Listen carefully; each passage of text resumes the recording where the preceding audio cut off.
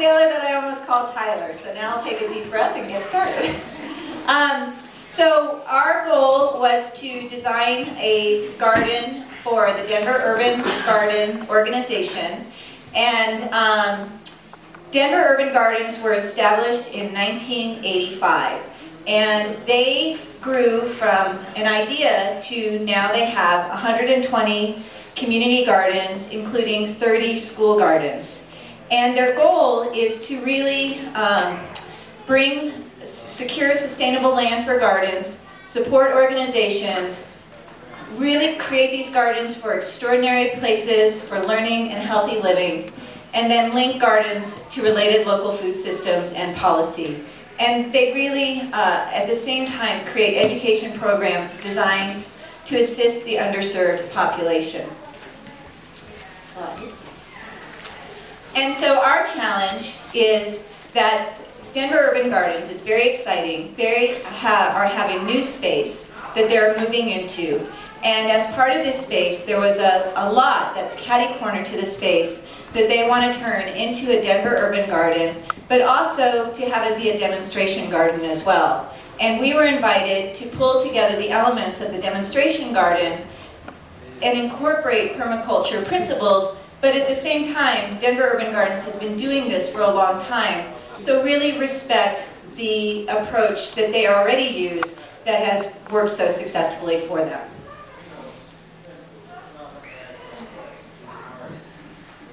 So our challenge was, can I speak without this microphone? Can everybody hear me? Yeah. I want to be a lot more comfortable like that. I'll just talk loud. So our challenge was, when you see the slide of the space, you know, it's relatively small, and we're trying to stack a lot of functions into it, because there's lots of different things Doug offers as far as workshops and education, but it also wanted to maintain the component of the community garden aspect to it, and then incorporate some of the permaculture principles. So there was a big need for really thinking outside of the box, being able to utilize all the space and make sure we maximize the area while taking into consideration, you know, things for tools and dealing with the elderly and the handicap and the existing community that was already there.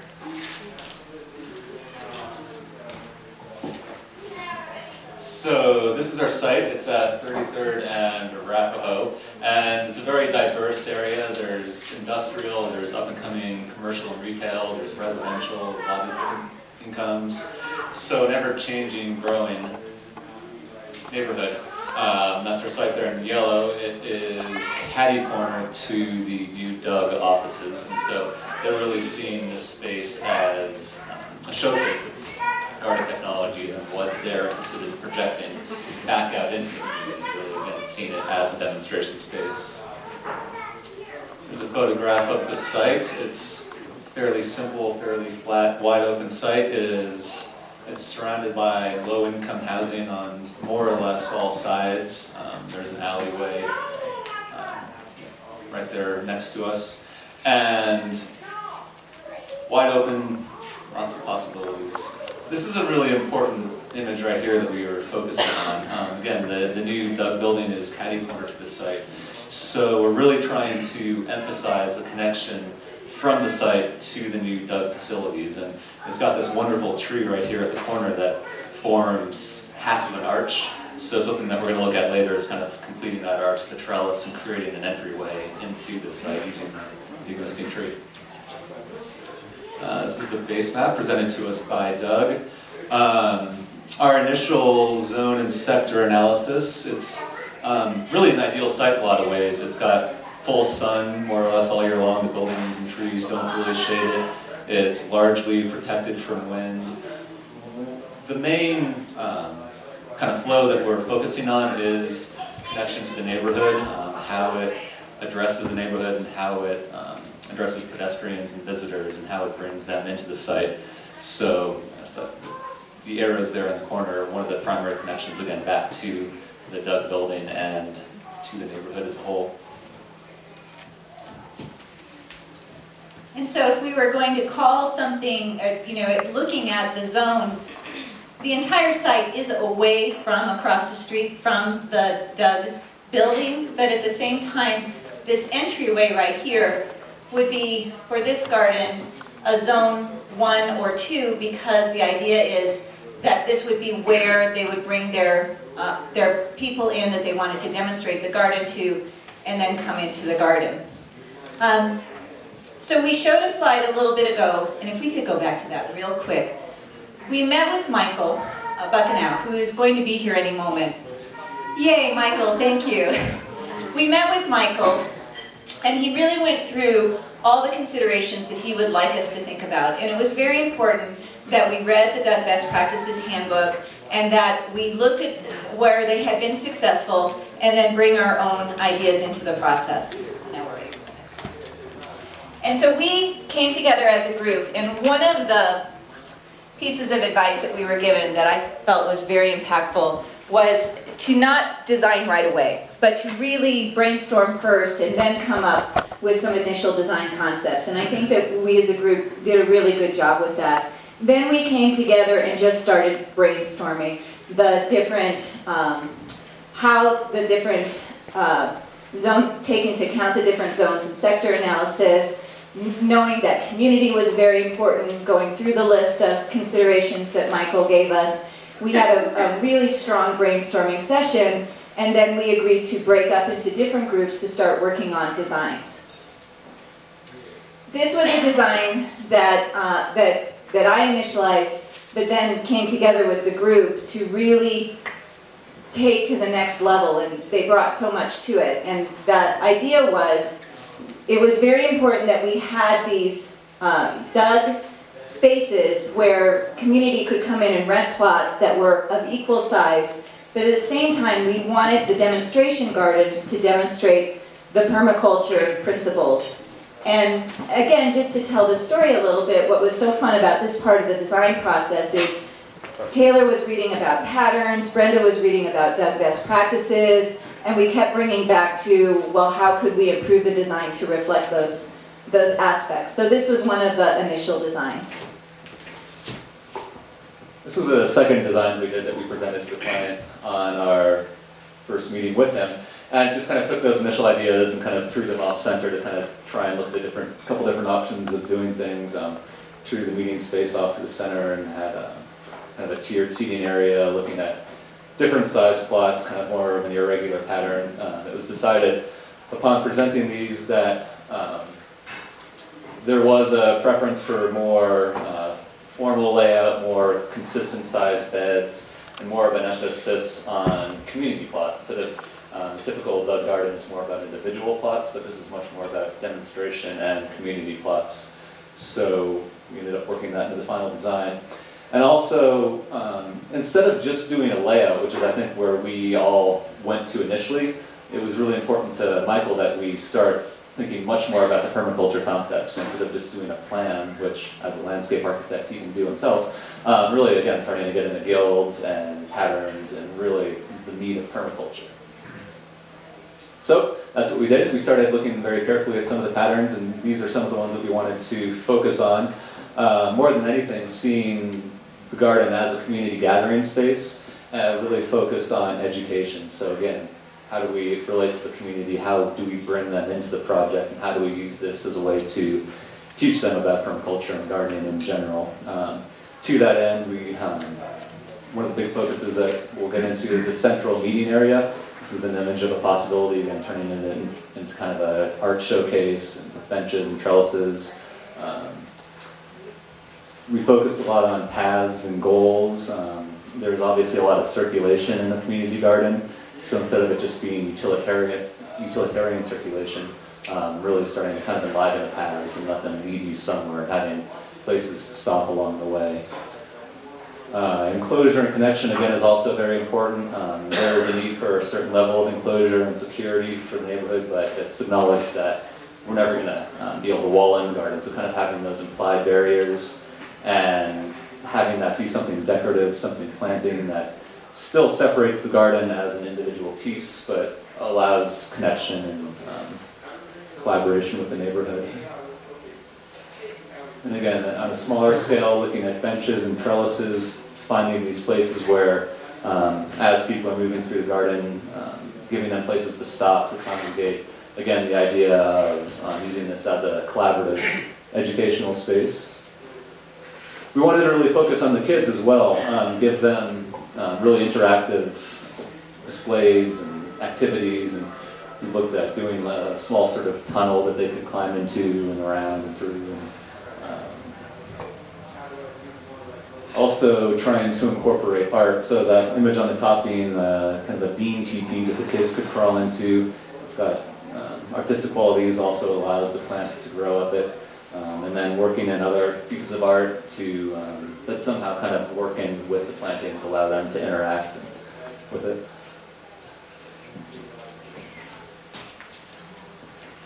So the other thing Michael asked for us to be clear about was, what are the guilds? What do you mean by edible forest? And so the next step was to really spend time describing, if we say let's plant an edible forest as a demonstration garden, what does that mean?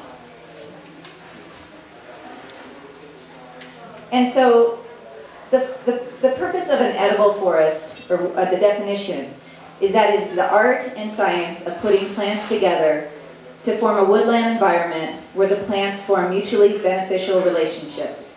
And the ultimate goal is to create a system that has high yields, low maintenance, and really creates this very healthy ecosystem.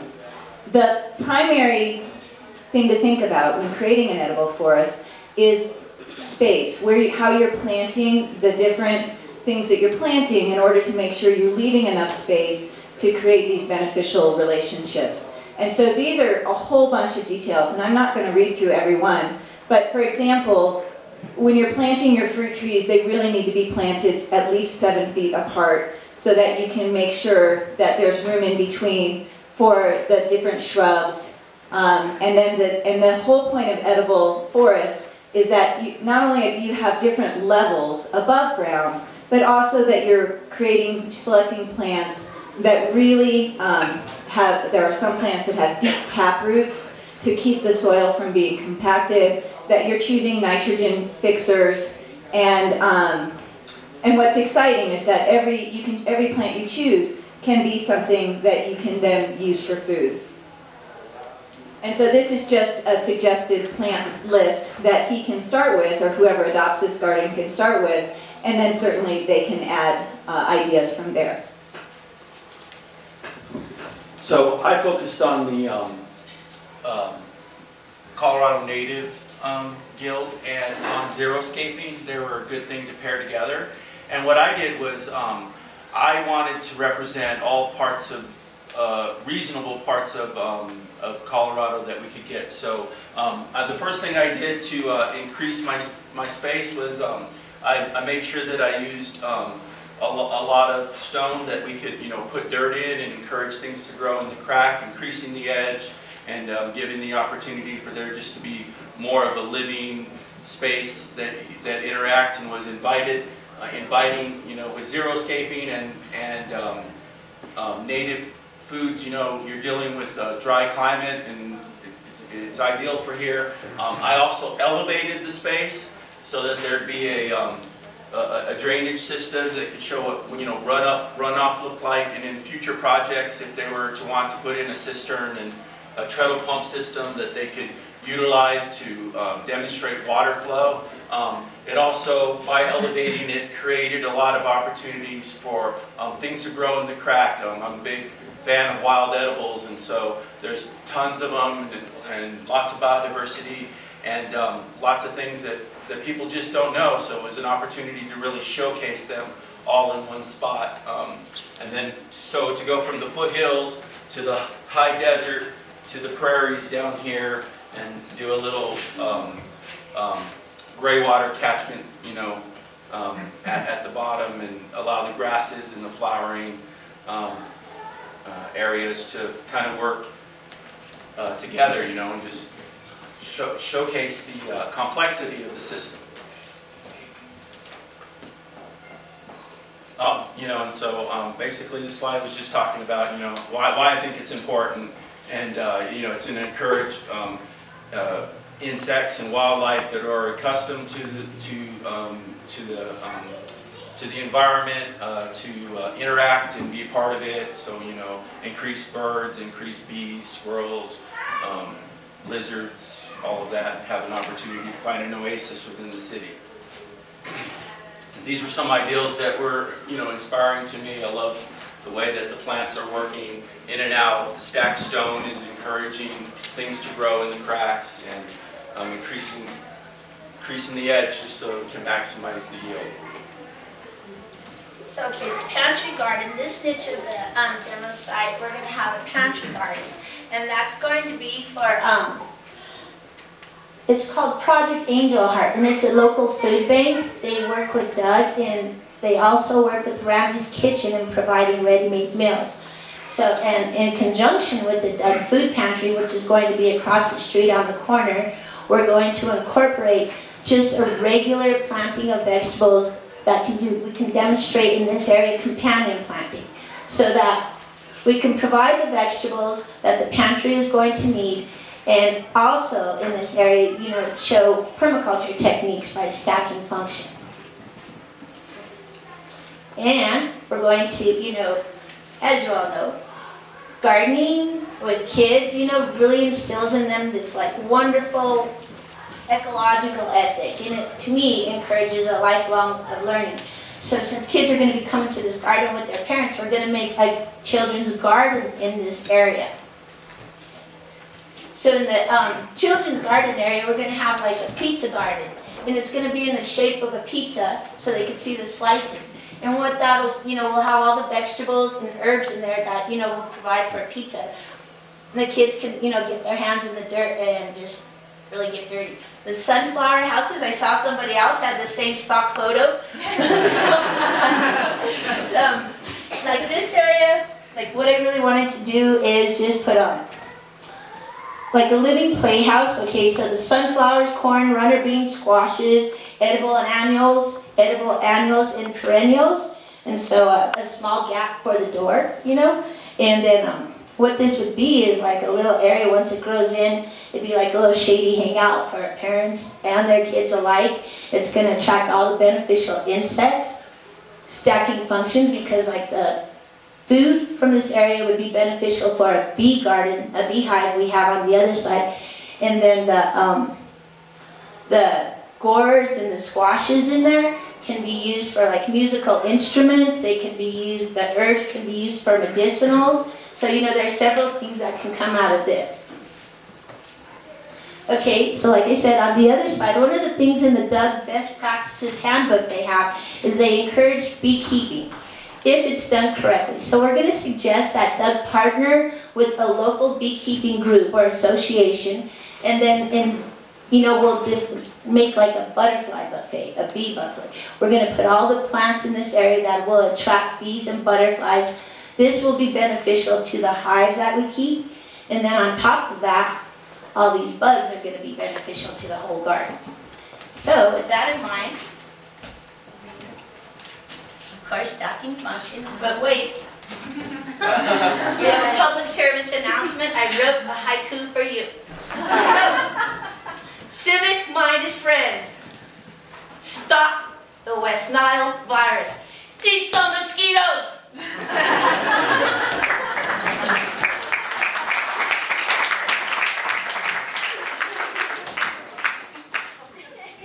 So the final design is a place that was created for community to gather, for community to learn, and for community to grow.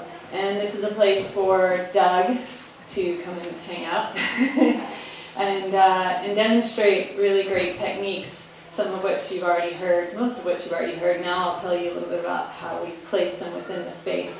An important part that you heard about was that Doug is right over here, so we want to be able to lure people and create connection with Doug with a primary entrance and pull them in. And as we talked about, we have an ash tree here that will work in tandem with a lovely trellis that will create seat walls at the entrance so that people can gather. It is very important that we had a gathering place not only for Doug, but for the community. As you come in, you heard about the food pantry garden where we'll grow. We have art pieces throughout the space. And then also the children's garden that you heard about. Through all these, again, we didn't design them in great detail because it was more important for Michael that we did do the research into what these things could contain, where they could do a better job laying them out as they've had to do this before. We have an herb garden, which would lead you into a community gathering space. This would act much like what Grow House has now with the depressed, sunken social gathering space. But we also wanted to incorporate art there, and we could do that on the ground plane through mosaic, something that would tie in with the other pieces. Again, you saw this is basically a hybridization of both of the concepts 1 and 2, because we found advantages to both of those. You can see that it's a little bit more of a formal layout like the first concept. It allowed similar sized community gardens for plots for the community to come in and garden. We have, one thing we didn't mention in the site analysis is the dumpster area. This is all parking lot and driving, so we kind of wanted to keep the utilitarian spaces in one area. So we have dumpsters, we have a tool shed, compost, and then food forest here, and the bees here as well, because we wouldn't have people penetrating this area as much. And the bees need a good 10-foot fly zone, and so we laid that along a fence. Again, speaking to the parking lot that's on this area, we have a 6-foot fence that we've built along these two sides. And it was very important for us to not close out the community, so we wanted that to be a fence that you could see through, but that we would grow things on, so vines. Whereas the fencing and the walling along the other two edges, because we've got sidewalks along there, a little bit lower, but then we have fences built along top of them that are, again, visually permeable, so that we're not enclosing it and making it feel caged in. We have a secondary entrance here that acts more as a community entrance. We've been told that a lot of kids play here during the afternoons, and so we wanted to bring this space here, hoping that it would slow some of the cars driving through because of the kids playing. We have a trellis here that would serve as shade structure for the community gathering space, and also, of course, allow us to grow. Did I miss anything? That A, B, and C can be community adopted. Yes, thank you. And we also have raised beds here. And again, through all of these, we could have smaller footpaths associated, but those will come when we get into more detailed design, which we are hoping we'll work with Michael on further. And I think, Brenda, you're going to talk a little bit about the budget. So Doug has their own budget and phasing. What happens is they do it in 3 parts: the assessment, and then the planning, and the construction. So with the Doug Gardens, as you can see, we have their thing. It usually comes to $29,000. Now, a considerable amount of that money could be saved with volunteer labor. And since this is going to be a community project, we don't foresee that that would be a problem, having lots of volunteers to come in and work with it. And again, Doug does it in 3 phases. So, what we really like about what Doug's doing and where they're going is in that horse barn location where they're going to be their primary residence, and they hope to be moving into soon. They're going to have the opportunity to interact with 40 international nonprofits. IDE being one of the larger ones there. It's International Development Entrepreneurs. They work in third world countries helping with solving agricultural issues, and so we hope to integrate some of their products into the garden, drip irrigation, treadle crops, things like that, and just create further opportunities so that the other international groups could also feel like they were a part of it. One thing also that we're hoping for is that, obviously this is just the first broad strokes at all this, and we're hoping that our group can stay involved with Doug and continue to work with them throughout this process as the gardens become fleshed out and as they grow over the years, and so that we can really continue our education as they're learning and experimenting as well.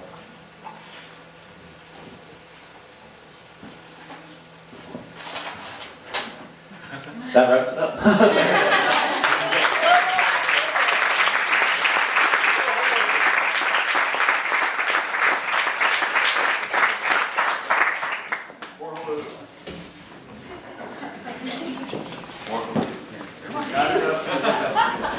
job, guys. Thank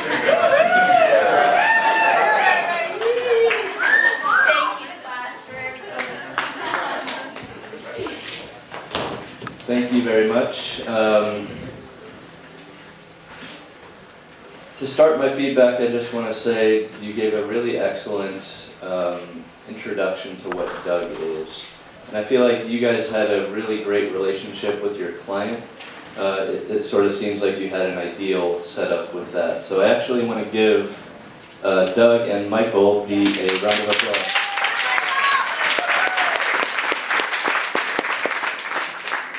Thank you for being so engaged with them. Excellent sector design, and just all your drawings are beautiful. I think you have 2 architects in your group, right? Yeah. Blacked out. Never mind, I retract my statement. That's just too easy for you.